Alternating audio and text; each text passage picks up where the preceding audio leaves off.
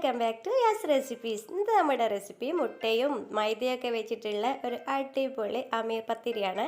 ഇതിന് ഓട്ടടാന്നും മുട്ടപ്പോളാന്നും ഒക്കെ പറയും കേട്ടോ. ഞങ്ങളിവിടെ അമീർ പത്തിരി എന്നാണ് പറയുന്നത്. അപ്പോൾ ഇതെങ്ങനെയാണ് ഉണ്ടാക്കാമെന്ന് നമുക്കൊന്ന് നോക്കിയിട്ട് വരാം. നല്ല സോഫ്റ്റാണ് കേട്ടോ അത്. അപ്പോൾ ഇത് ഉണ്ടാക്കാനായിട്ട് ഞാനിവിടെ 1.5 കപ്പ് മൈദ, ഒരു മുട്ട, ഒരു പിഞ്ച് സോൾട്ട്, പിന്നെ ഇത് കൂട്ടി ചേർക്കാനുള്ള വെള്ളം എന്നിവ എടുത്തിട്ടുണ്ട്. അപ്പോൾ നമുക്കിതിലേക്ക് ഉപ്പ് ചേർത്ത് കൊടുക്കാം. എന്നതിൻ്റെ ശേഷം ഇതിലോട്ട് നമുക്ക് ഈ എടുത്ത് വെച്ച മുട്ട ഒന്ന് പൊട്ടിച്ച് ഒഴിച്ചു കൊടുക്കാം. മുട്ട പൊട്ടിച്ചതിൻ്റെ ശേഷം മുട്ടത്തോട് കളയല്ലേ, ഇത് നമുക്ക് പിന്നീട് ആവശ്യമുണ്ട് കേട്ടോ. എന്നിട്ട് ഇതെല്ലാം കൂടെ ഒരു വിസ്ക് ഉപയോഗിച്ച് കുറച്ചായിട്ട് വെള്ളം ചേർത്തിട്ട് നമുക്ക് ചെറുങ്ങനെ ഒന്ന് മിക്സ് ആക്കി കൊടുക്കാം. നല്ലോണം തന്നെ കുറച്ച് വെള്ളം ചേർത്ത് മിക്സ് ആക്കുമ്പോൾ ശ്രദ്ധിക്കുക, ഇത് കട്ടയില്ലാതെ നല്ല സ്മൂത്തണായിട്ട് കിട്ടണം. അപ്പം വിസ്ക് ഇല്ല എന്നുണ്ടെങ്കിൽ നമുക്ക് നമ്മുടെ മിക്സിയിലിട്ടൊന്ന് കറക്കി എടുക്കാവുന്നതേ ഉള്ളൂ. അപ്പോൾ ഇതേ നമുക്കിതൊന്ന് നല്ല സ്മൂത്ത് ആക്കിയിട്ട് വരാം.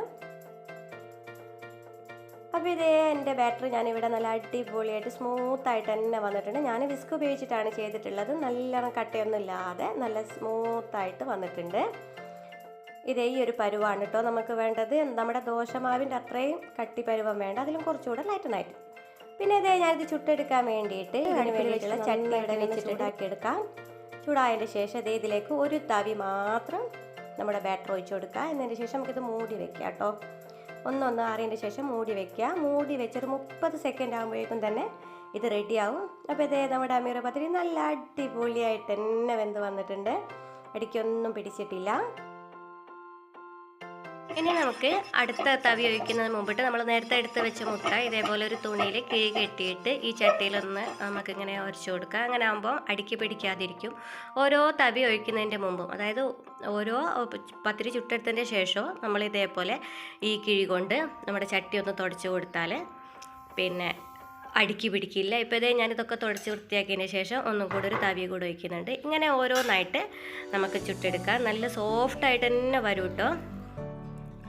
അപ്പോൾ ഇത് ഞാനിവിടെ എൻ്റെ ഓരോന്നിങ്ങനെ ചുട്ടെടുത്തിട്ടുണ്ട്. നല്ല സോഫ്റ്റ് സ്മൂത്തായിട്ട് വന്നിട്ടുണ്ട്. അടിപൊളിയായിട്ട് തന്നെ വന്നിട്ടുണ്ട് കേട്ടോ. അപ്പോൾ എല്ലാവരും ഒന്ന് ട്രൈ ചെയ്ത് നോക്കുക. ഫീഡ്ബാക്ക് അറിയിക്കുക, ലൈക്ക് ചെയ്യുക, ഷെയർ ചെയ്യുക, കമൻറ്റ് ചെയ്യുക, സബ്സ്ക്രൈബ് ചെയ്യുക. പിന്നെ ഇതേ ഇതിൻ്റെ ഒരു കോംബോ എന്ന് പറയുന്നത് നല്ല കട്ടിയായിട്ടുള്ള തേങ്ങാപ്പാലാണ്. അപ്പോൾ എല്ലാവരും ഒന്ന് ട്രൈ ചെയ്ത് നോക്കുക. താങ്ക്